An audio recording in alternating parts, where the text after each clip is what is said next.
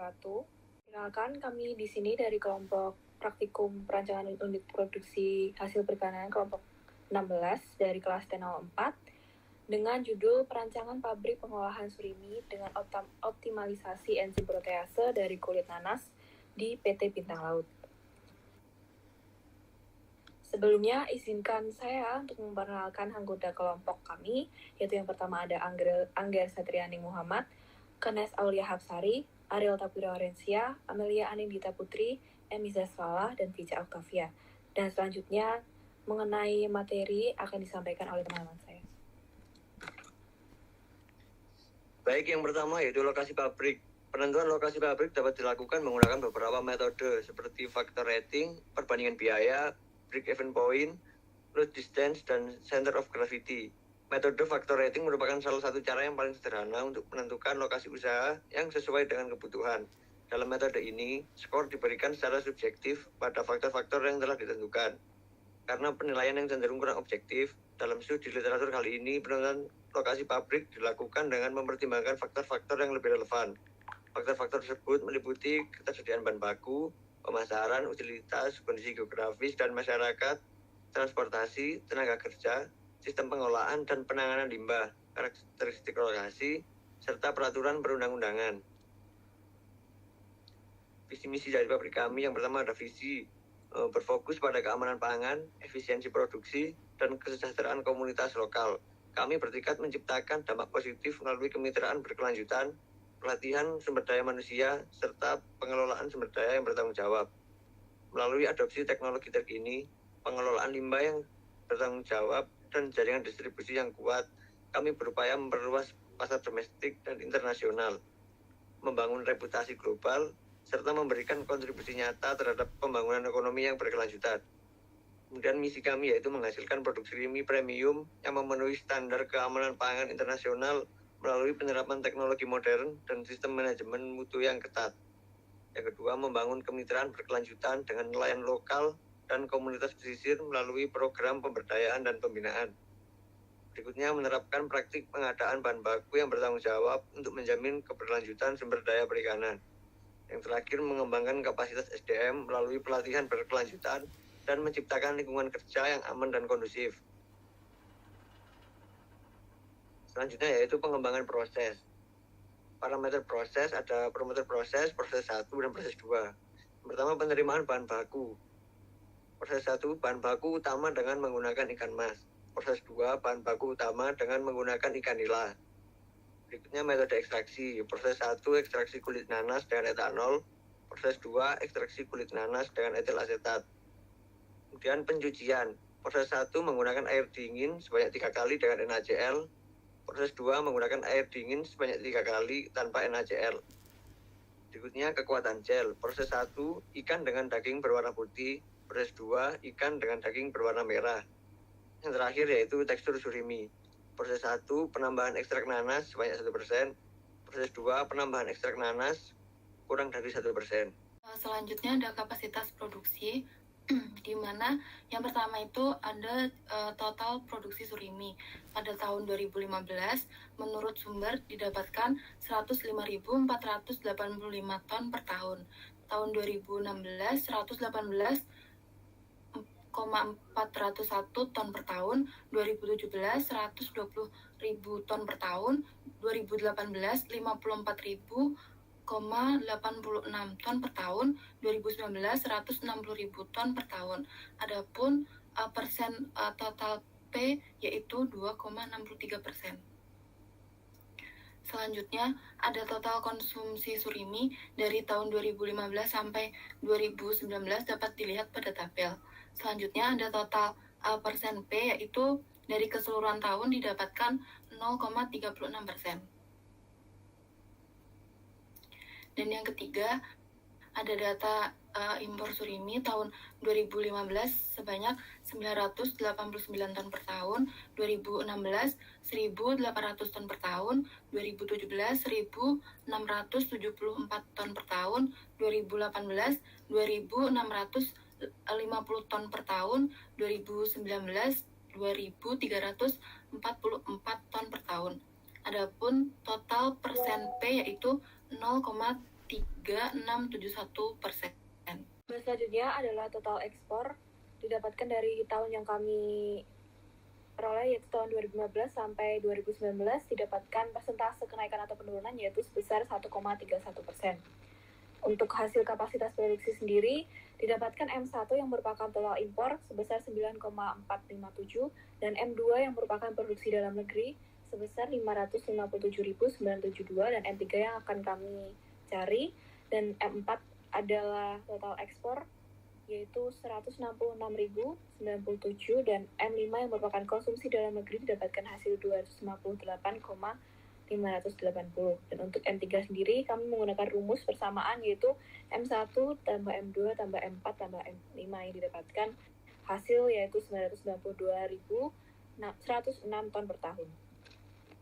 Dan berikut adalah neraca massa serta neraca energi dengan kapasitas pabrik Surimi tahun 2023 yaitu 83515 ton dan bahan baku yang diperlukan yaitu dengan rumus 100 per 29,1 dikali kapasitas produk dengan yang hasil yang didapatkan yaitu 286.993,13 ton. Dan untuk perhitungan jumlah produksi per hari dapatkan 260 hari efektif kerja per tahun yaitu 321,212 ton.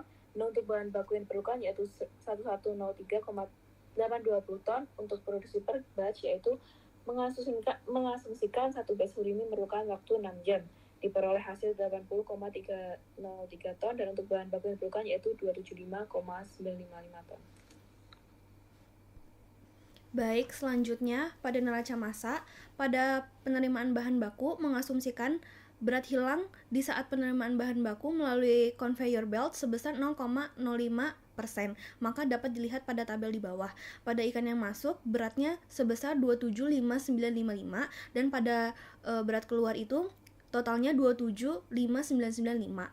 Yang kedua, pada penghilangan sisik, mengasumsikan berat sisik pada ikan mas sebesar 5%, maka dapat dilihat di tabel di bawah. Ikan yang masuk dengan berat total 275817,0225 dan berat yang keluar 275.817,0025. Selanjutnya,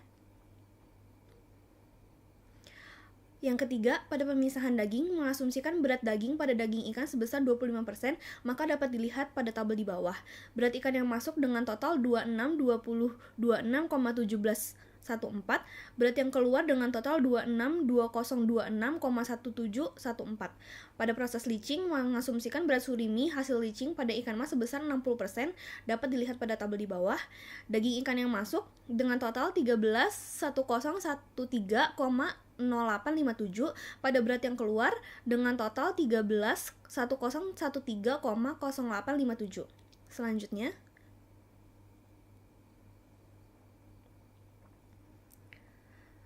Selanjutnya pada pengepresan mengasumsikan rendemen nilai surimi pengepresan sebesar 85%, maka dapat dilihat pada tabel di bawah dengan perhitungan surimi yang masuk seberat 39303,92571 dan berat yang keluar 303,92571.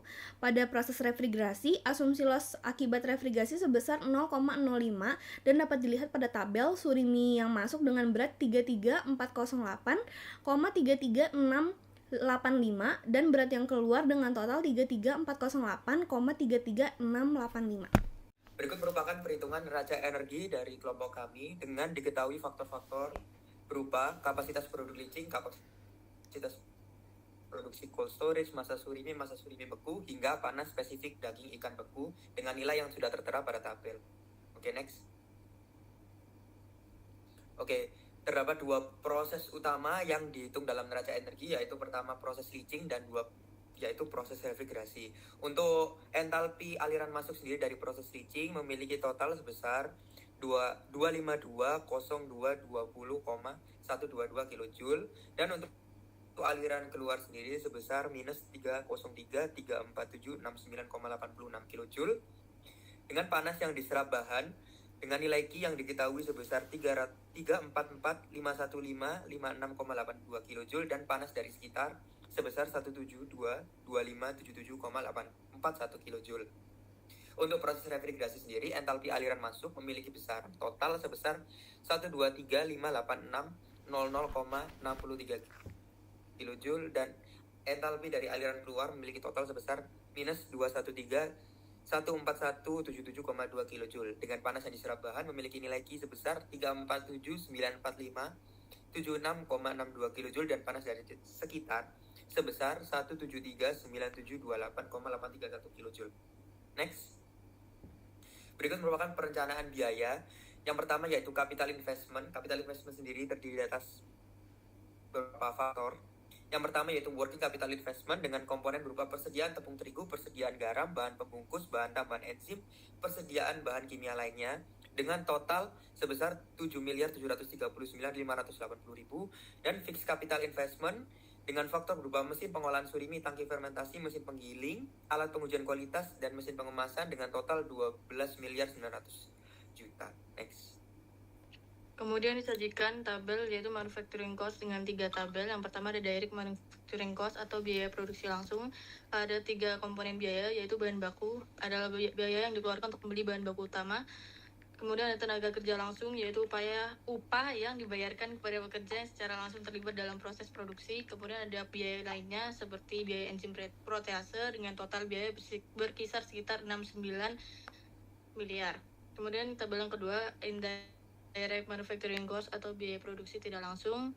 Ada 4 komponen biaya. Yang pertama biaya overhead pabrik, biaya yang tidak dapat secara langsung dikaitkan dengan suatu produk tertentu. Contohnya adalah seperti biaya listrik, air, pemeliharaan mesin, dan penyusutan mesin dengan total biaya berkisar sekitar 5,8 sekian miliar. Kemudian tabel yang ketiga fixed manufacturing cost atau biaya produksi tetap, biaya yang jumlahnya tetap dan tidak berubah dalam jangka pendek meskipun volume produksi berubah. Contohnya ada gaji supervisor produksi, sewa pabrik, dan asuransi pabrik dengan total biaya berkisar sekitar 4,2 miliar.